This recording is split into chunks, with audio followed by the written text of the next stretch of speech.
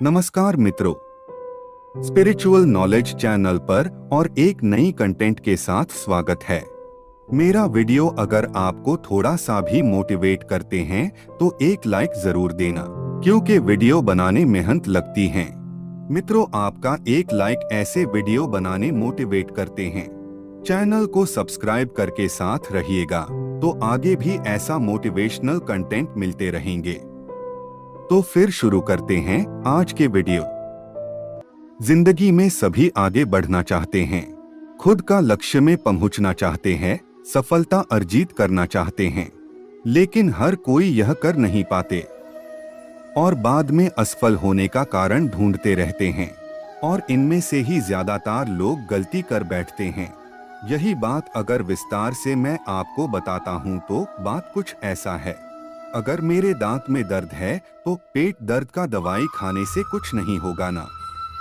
Nib अगर अच्छे ना हो तो मकान कितना भी ऊंचा क्यों ना हो, आखिरी में गिरने ही वाला है।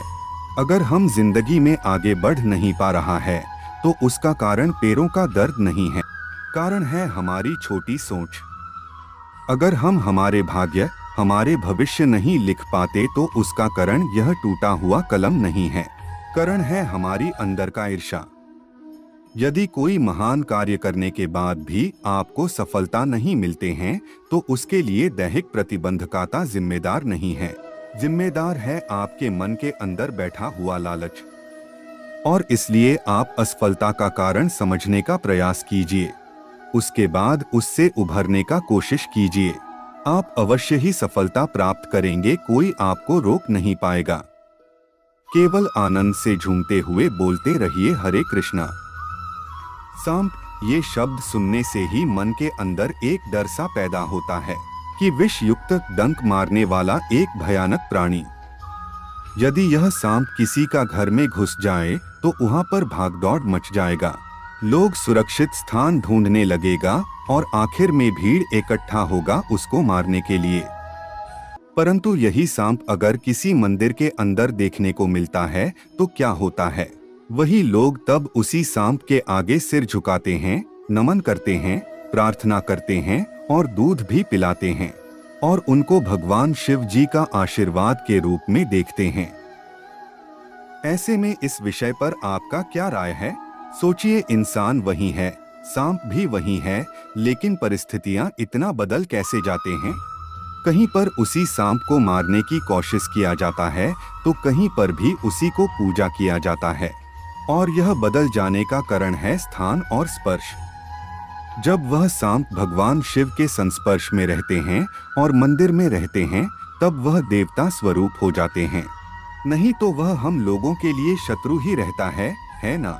इसलिए आपका खुद का जीवन में भी संस्पर्श एवं स्थान का निर्णय सोच समझ कीजिए, क्योंकि यह दुनिया आपका चरित्रों या व्यक्तित्व को आपका स्पर्श से ही समझ जाते हैं।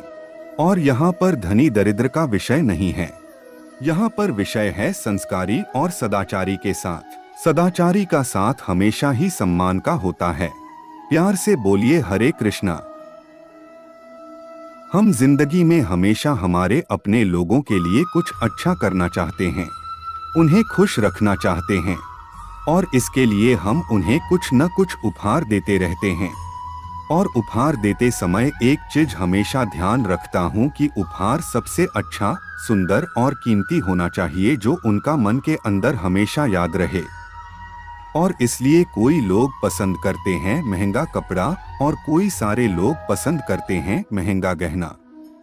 परंतु यही यथेष्ट है क्या? आप खुद से ही सोचो ना, कितना भी महंगा कपड़ा क्यों ना हो, एक समय के बाद उसका रंग नहीं रहेगा, छेद होगा, खराब हो जाएगा। और महंगा गहना भी चोरी हो सकता है।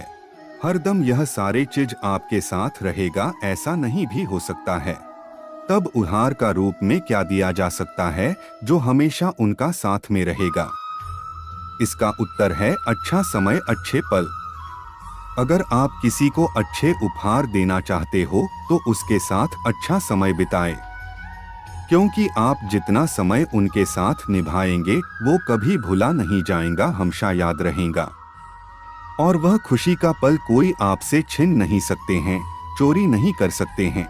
इसलिए आनंद से साथ निभाते रहे और झूमते हुए मेरे साथ बोलते रहिए हरे कृष्णा।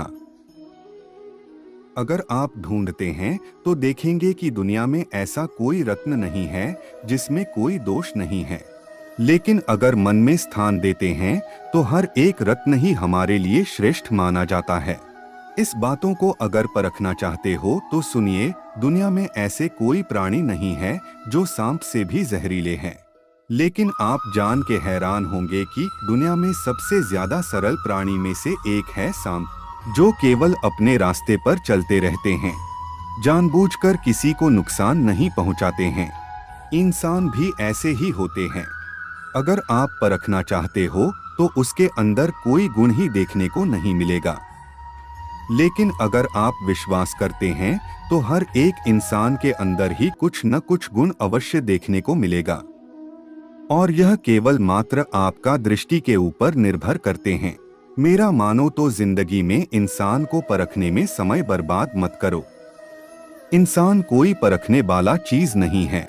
इंसान एक स्वाभिमानी जीव है जो आपके व्यवहार में बदल भी सकते हैं और दूसरे क्षण में आपको गले भी लगा सकते हैं। हर एक प्राणी केवल प्रेम की पुजारी है। आप भी हर किसी से प्रेम करते रहिए और आनंद से मेरे साथ बोलते रहिए हरे कृष्णा।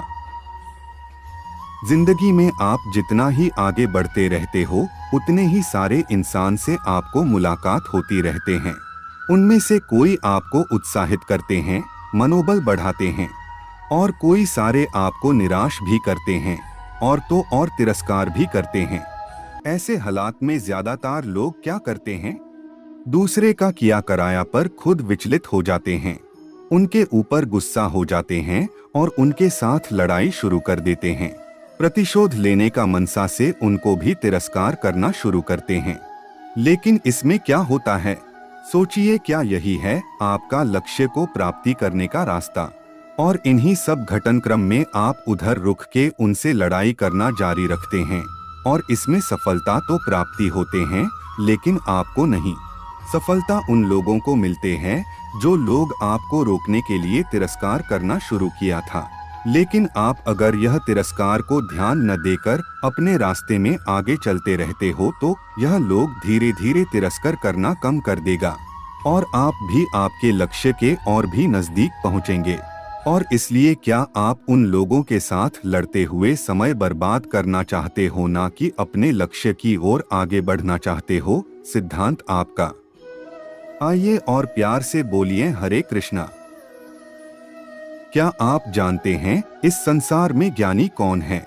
वह व्यक्ति जो वेद का पाठ कर लिया, ना कि वह व्यक्ति जिसका जन्म और मृत्यु के रहस्य का बारे में पता है, ना कि वह जो 64 कला में पारदर्शी है, ना इनमें से कोई भी नहीं। इस संसार में ज्ञानी व्यक्ति वही है जो किसी भी चीज मान लेना और बिना मानकर दृढ़ता दिखाना, यह दोनों के अंदर पार्थक्य समझ लेता है। यह शब्दावली अत्यंत सरल है, लेकिन अगर अंदर से समझना चाहते हो तो बहुत ही महत्वपूर्ण है। आपको अच्छे से समझते हैं। अगर आप किसी भी चीज मान लेते हैं तो आपका हार है, और बिना मान के दृढ़ संकल्पित होते हैं तो वह आपका जीत है। यदि आप मान लेते हो तो आप किसी का मित्र बन जाते हो, और नहीं मान के दृढ़ होते हो तो आप किसी के शत्रु बन जाते हो। मान लेने से भगवान है और नहीं मानने से वह केवल एक पत्थर ही है। केवल मात्र यही दो बात समझ लीजिए, संसार का सभी समस्याएं आपके लिए आसान हो जाएगा। आनंद से बोलिए हरे कृष्णा। कभी कभी जिंदगी में आप क्या अर्जित किया है उससे भी महत्वपूर्ण हो जाता है कि आप क्या त्याग किया है। लेकिन उसमें क्या क्या विषय के प्रति सावधान बरतना है वह ध्यान से सुनिए। जिंदगी में जब भी आप अपने लक्ष्य तय करते हो तो किसी भी प्रकार भ्रम से दूर रहना, क्योंकि यही भ्रम आपको लक्ष्य से हटा सकते हैं।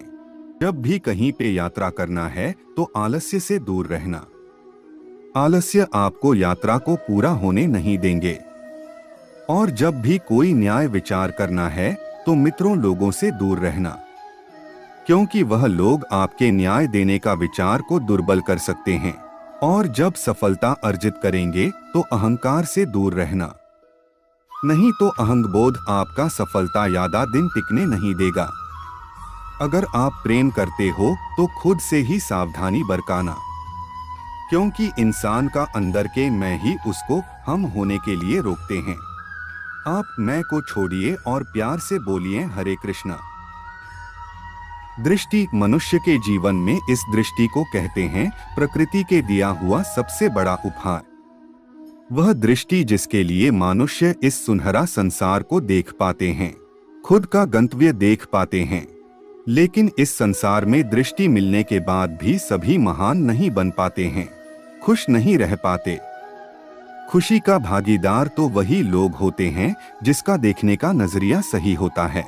अभी जो लोग गुलाब का झाड़ में केवल मात्र कांटे ही दिखते हैं, तो उसका हाथ भी कांटे से ही आघात प्राप्त होते हैं, क्योंकि वह लोगों को दृष्टि केवल मात्रा कांटे तक ही सीमित रहते हैं, परंतु सुगंधित फूल की पंक्तियां देख नहीं पाते हैं। क्यों? थोड़ा सोच कर देखो। जो लोग अंधेरे में उजाला ढूंढते हैं, उसके लिए एक दिया भी सूरज की भांति है, और जो लोग अंधेरा जैसे कि दूसरे को बुराइयां ढूंढते हैं, वह दिया के रश्मि के नीचे अंधेरा अवश्य ही ढूंढ लेते हैं। जो लोग प्रेम ढूंढते हैं, उनको अनजान व्यक्ति के अंदर भी स्नेह मिल जाते हैं। नहीं तो जानकार लोगों से मिलने के बाद भी नहीं पहचानने वाला आदमी का कमी नहीं है। यह सही है कि दृष्टि हमें सब दिखाते हैं, लेकिन देखने का नजरिया हमें वही दिखाते हैं जो हम देखना चाहते हैं। जैसे आपका सोच होगा वैसा ही सत्य उभर कर आपका सामने आएगा, और इसलिए आपका हर एक सोच को सही कीजिए, शुभ रखिए और आनंद से मेरे साथ बोलिए हरे कृष्णा। मान लीजिए आपके सामने गाय का दूध रखा हुआ है, जो साधारणतः 2 दिन तक अच्छा रहता है। अभी यही दूध को अगर उबालकर जमाते हैं तो बनते हैं दही, जो 3-4 दिन तक अच्छे रहते हैं। यही दही को अगर मंथन करते हैं तो उससे बनते हैं मक्खन, जो कोई हफ्ते तक अच्छा रहता है। और अगर इस मक्खन को उबलते हैं तो बनते हैं घी, जो कुछ बरसों तक अच्छे रहते हैं। अभी इससे आप क्या समझें? ताप और मंथन 2 चीज है। जिंदगी में जितना परीक्षा में उभारते हैं, जितना कठोर तप सहते हैं और जितना मंथन के बांध को पार करेंगे, उतना ही आप यश, शक्ति व समर्थ लाभ करते रहेंगे। और इसलिए कर्म करते रहिए, कठिन परिस्थितियां का सामने कीजिए और मंथन के द्वारा मन को शुद्ध कीजिए, और तभी मन आनंद से झूमते हुए बोलेगा हरे कृष्णा।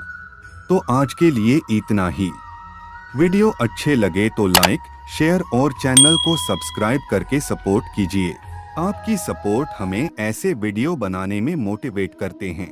मिलते हैं अगले वीडियो के साथ। अच्छे रहिए, खुश रहिए। जय श्री कृष्ण।